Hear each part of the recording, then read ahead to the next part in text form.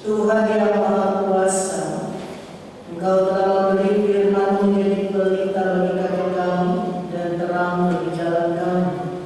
Berilah oleh Roh Kudus telinga kami mendengar dan hati kami dibukakan firman-Mu.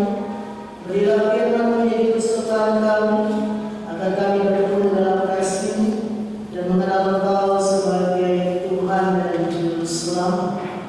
Amin. Jemaat Tuhan, pembacaan firman Tuhan di sepanjang minggu yang berjalan ini, kita akan membaca dalam kitab Perjanjian Baru, kitab Kolose pasal pertama ayat 15 sampai dengan ayat ke-23. Kolose pasal pertama ayat 15 sampai dengan ayat yang ke-23. Demikian bagian firman Tuhan. Keutamaan Kristus.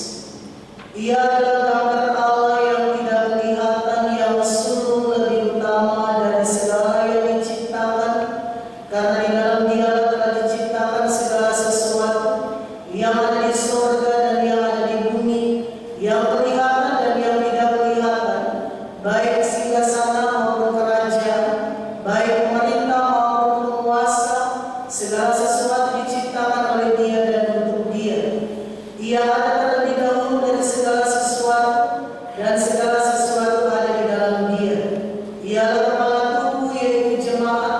Ialah yang sulung yang pertama bangkit dari antara orang mati, sehingga Ia yang lebih utama dalam segala sesuatu.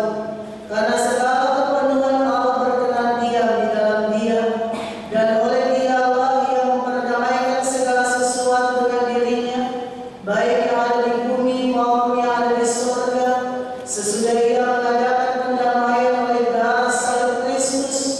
Juga kamu yang dahulu hidup jauh dari Allah dan yang memusuhinya dalam hati dan pikiran, seperti yang nyata dari perbuatanmu yang jahat, sekarang diperdamaikannya di dalam tubuh jasmani Kristus oleh kematiannya, untuk menempatkan kamu kudus dan tak bercela dan tak bercacat di hadapannya.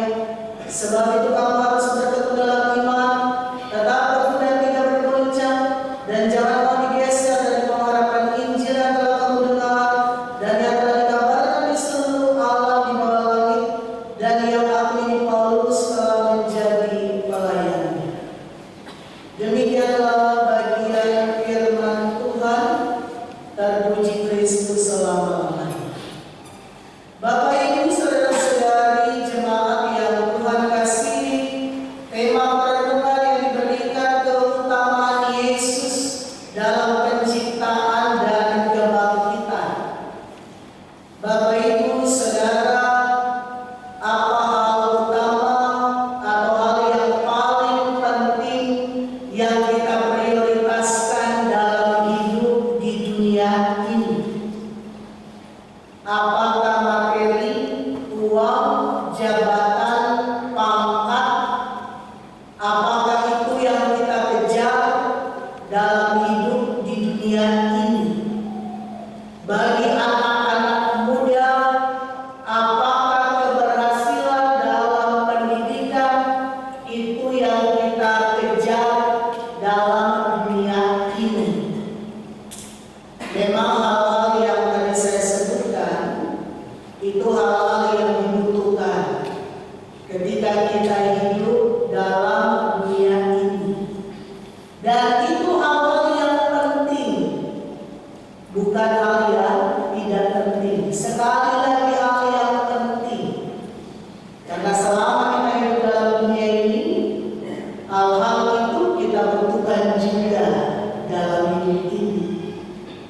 Kita butuh uang, kita butuh materi, kita butuh pendidikan berhasil, kita butuh pekerjaan, bahkan kita juga butuh untuk mengejar menjadi yang terbaik dalam pangkat, dalam jabatan, dalam materi yang kita miliki.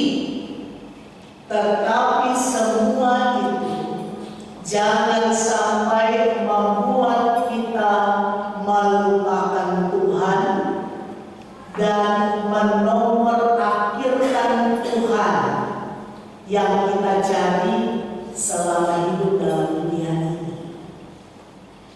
Sebab hidup ini Bapak Ibu Saudara harus ada yang lebih diprioritaskan. Semua prioritas, keluarga prioritas, bekerja prioritas, pelayanan prioritas, mencari uang prioritas. Tapi kita harus menyadari ada yang harus lebih prioritas. Karena semua yang kita kejar, yang kita cari, yang kita miliki dalam hidup ini berasal sumbernya dari pribadi Yesus Kristus Tuhan. Karena itu tadi saya bilang semua prioritas, tapi harus ada yang paling prioritas, yaitu Tuhan. Karena itu sumber hidup kita. Kadang-kadang kita perhatikan ya, banyak orang yang mengejar semua dalam dunia ini, tapi kadang-kadang lupa hubungan pribadinya dengan Tuhan. Karena itu ketika menemui tantangan, pergumulan dalam pekerjaan, dalam keluarga, rumah tangga, dalam pelayanan, menjadi goyah, menjadi mudah jatuh ke dalam berbagai pencobaan dosa, menjadi pada akhirnya hidup di luar jalan Tuhan, yang pada akhirnya semua tidak memberikan kebahagiaan yang sejati. Coba kita lihat ya, ada orang yang punya materi banyak tapi belum tentu bahagia. Ada orang yang punya pangkat tinggi sekali tapi belum tentu dia punya damai sejahtera dalam hidupnya. Ada orang yang punya keluarga yang lengkap tapi dia belum merasakan ada damai. Karena itu kadang kita berpikir, kenapa terlihat dia punya keluarga yang utuh, yang lengkap, terlihat bahagia, dari luar dia punya segalanya, tapi kenapa pada akhirnya dalam rumah tangga Kristen banyak perselingkuhan, banyak perceraian? Karena kita tidak mengutamakan apa yang paling prioritas, yang pertama, yaitu Tuhan. Dan hari ini firman Tuhan bicara keutamaan Kristus. Kristus harus menjadi yang paling utama dalam hidup ini. Karena apa? Karena Bapak Ibu perhatikan pada ayatnya yang ke-16. Karena di dalam Dia telah diciptakan segala sesuatu yang ada di surga dan yang ada di bumi, yang kelihatan yang tidak kelihatan, baik singgasana maupun kerajaan, baik pemerintah maupun penguasa, segala sesuatu diciptakan oleh Dia dan untuk siapa? Untuk Dia.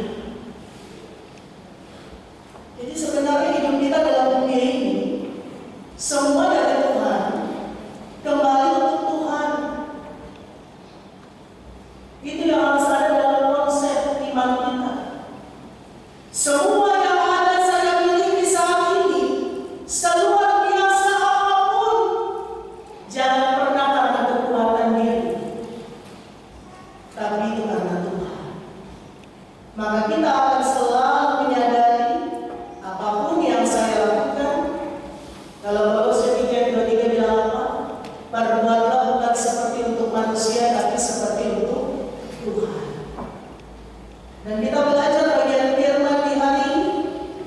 Paulus kepada jemaat Kolose mengingatkan keutamaan Kristus.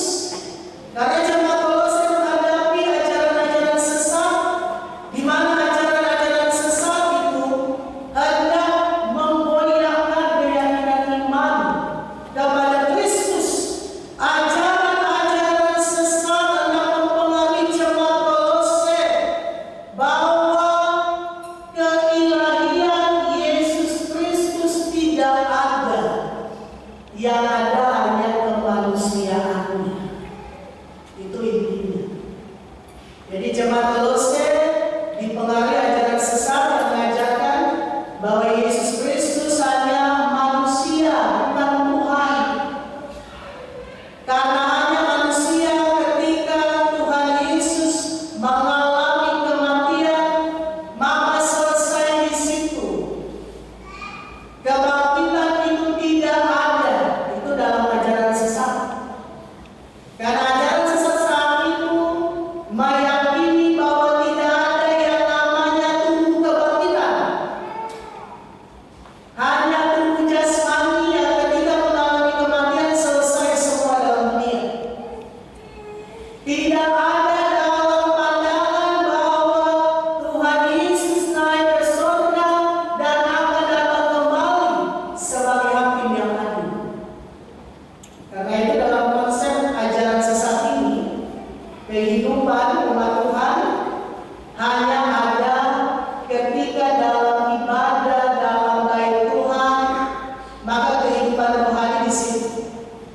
di luar itu tidak ada kehidupan rohani, yang ada kehidupan duniawi. Mereka memisahkan kehidupan rohani dan kehidupan duniawi. Karena konsepnya tadi, tidak ada kehidupan kekal kelak setelah kematian dalam dunia ini. Makanya Paulus katakan, kita ingat ya, dalam kitab Korintus juga Paulus bilang apa? Kalau Kristus tidak dibangkitkan, sia-sia iman kamu, kepercayaan kamu sia-sia pemberitaan Injil. Maka manusia, orang percaya, dalam konsep pemikiran saja, maka minum senang-senang karena hidup hanya selesai dalam dunia ini.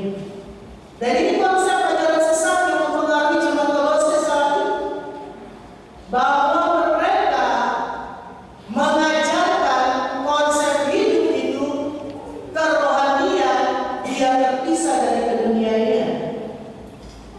Jadi orang kudus itu kalau hanya ada dalam bait Tuhan, dalam ibadah, di luar itu dia kembali kepada kehidupan duniawi yang ada. Dan ini terbalik dengan ajaran Injil Tuhan. Paulus mengingatkan jemaat Kolose keutamaan Kristus, karena Kristus lebih dari segala apa yang diciptakan dalam dunia ini. Kristus adalah Allah yang menjadi manusia. Ada keilahian, ada kemanusiaan.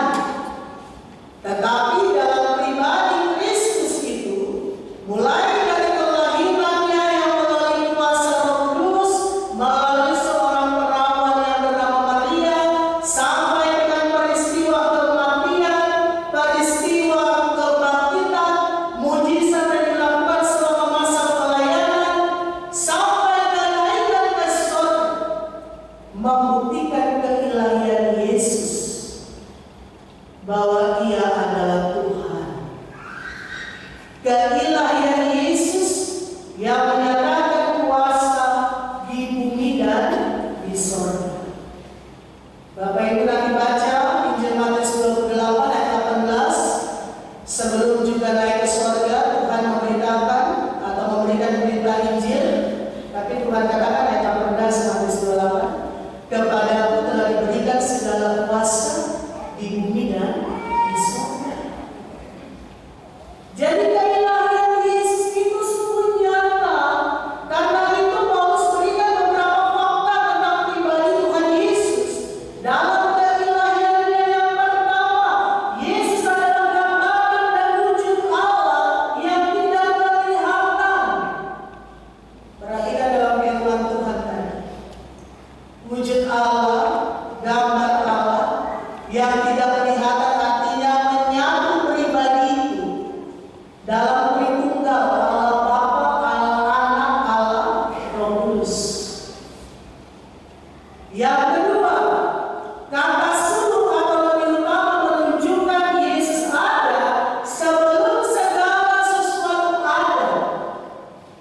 Tuhan Yesus pencipta dan bukan diciptakan. Ingat firman yang hidup ya.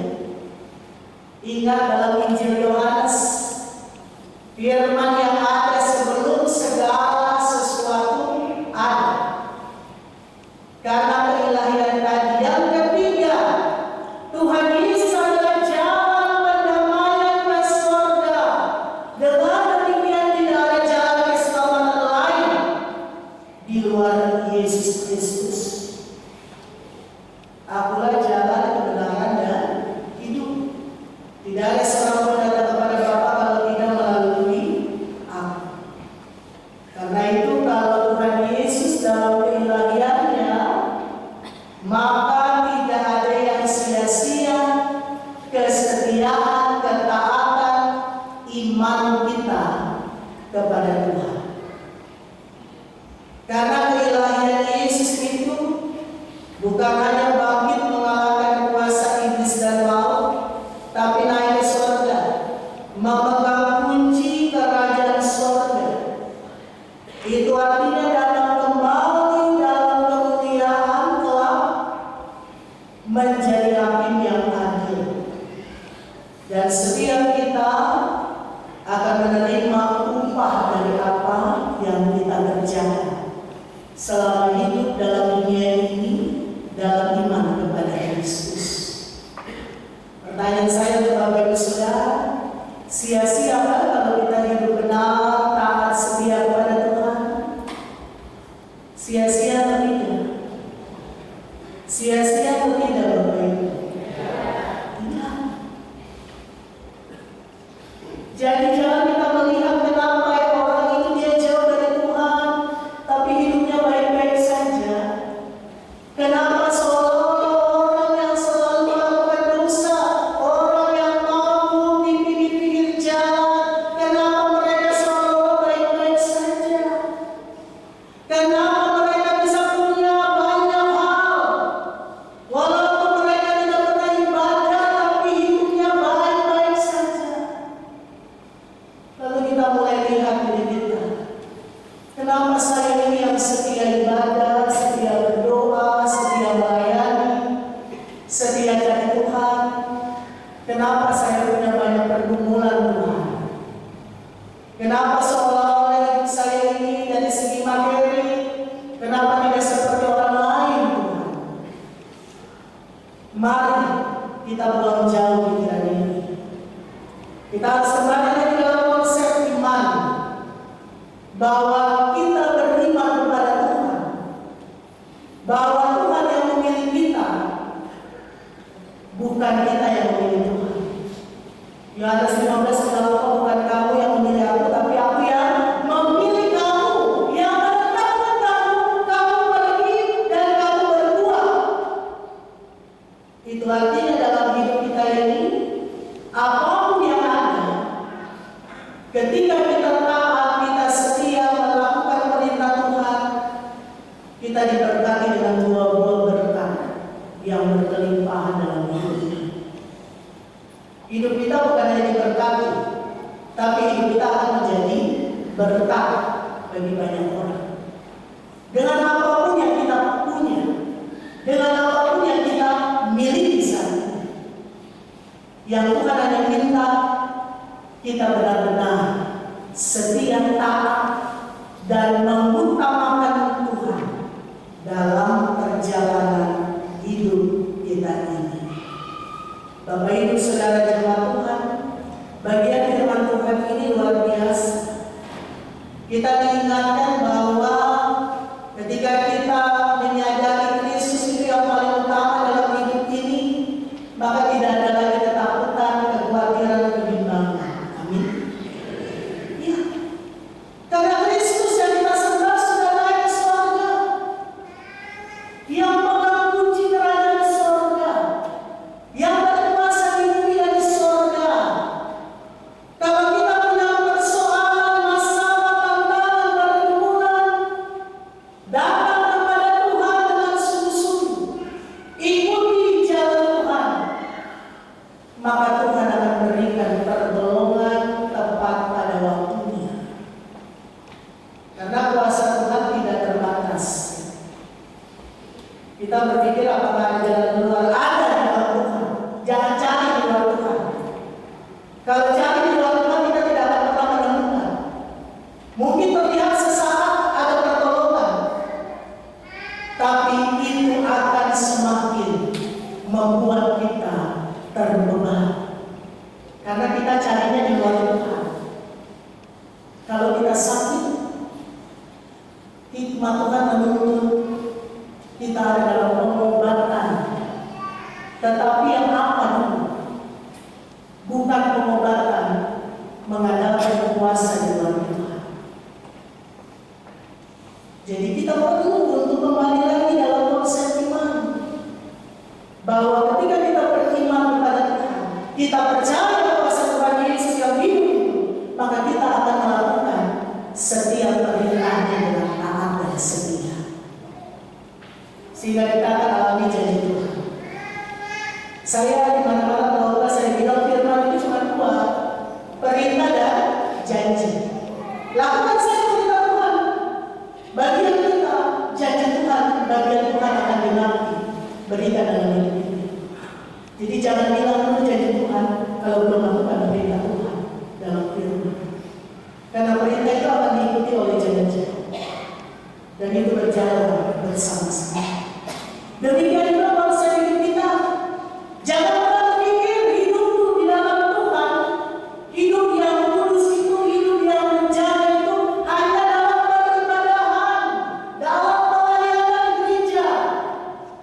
Mari konsep kita menyadari segala sesuatu dari Tuhan untuk Tuhan.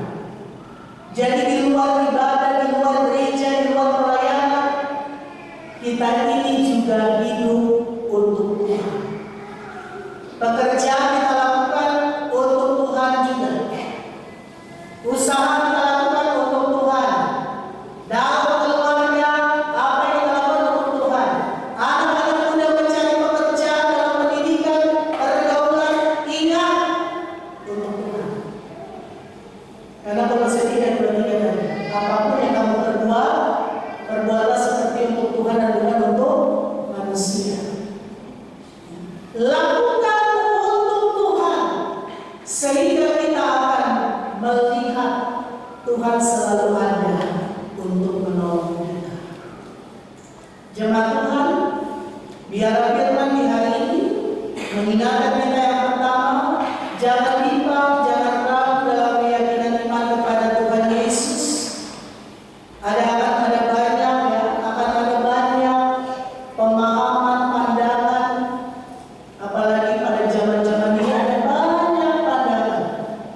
Kita bisa baca, kita bisa lihat melalui internet, ada banyak yang hendak meragukan keilahian Yesus Kristus.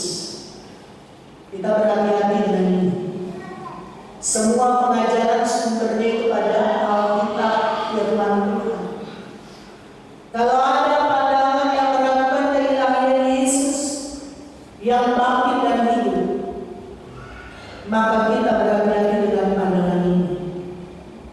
Ingat, tidak ada jalan keselamatan di luar Tuhan Yesus.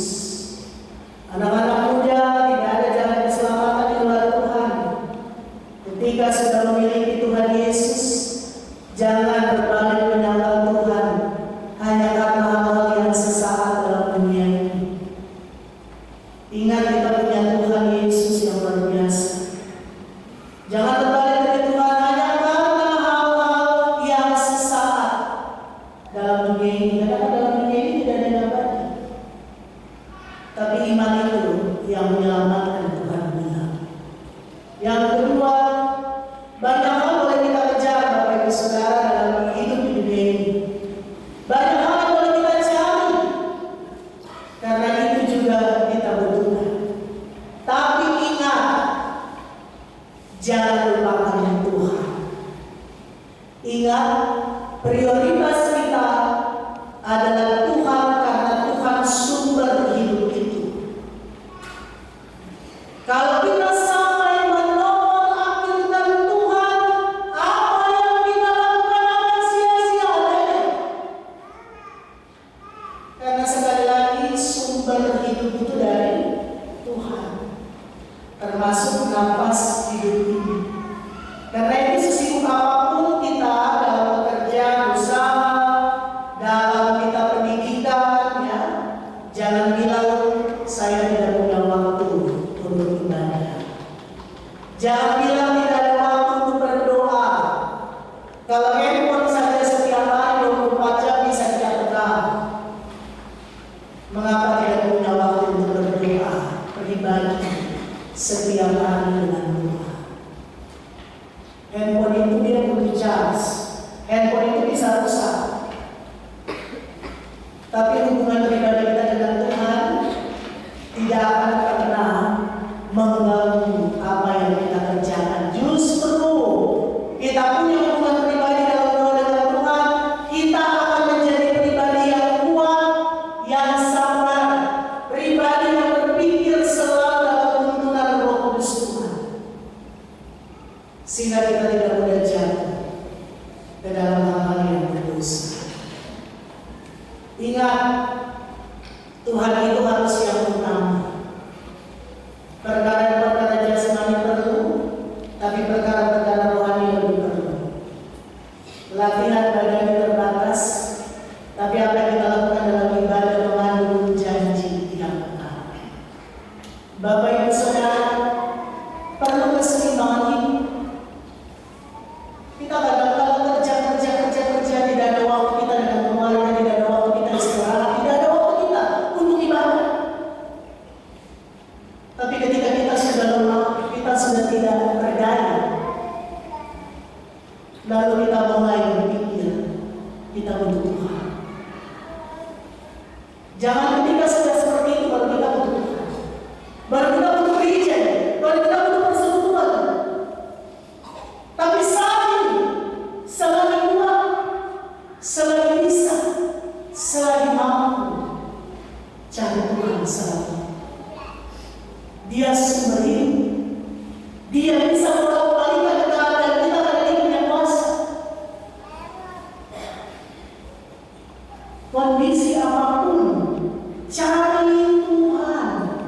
Sehingga ketika bekerja, ketika melayani, ketika dalam pendidikan, dalam pergaulan, kalau kita orang yang dekat dengan Tuhan, kita akan takut akan Tuhan. Maka kita punya integritas. Kita takut akan Tuhan. Kita akan lakukan semua dengan baik, dengan benar, dengan jujur. Dan ini yang Tuhan mau. Roma 12:8, persembahan hidup itu ya, ibadah yang sejati.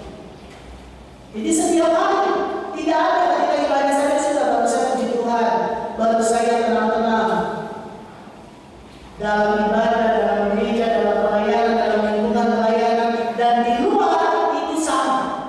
Karena ketika kita keluar, kita saksi Tuhan.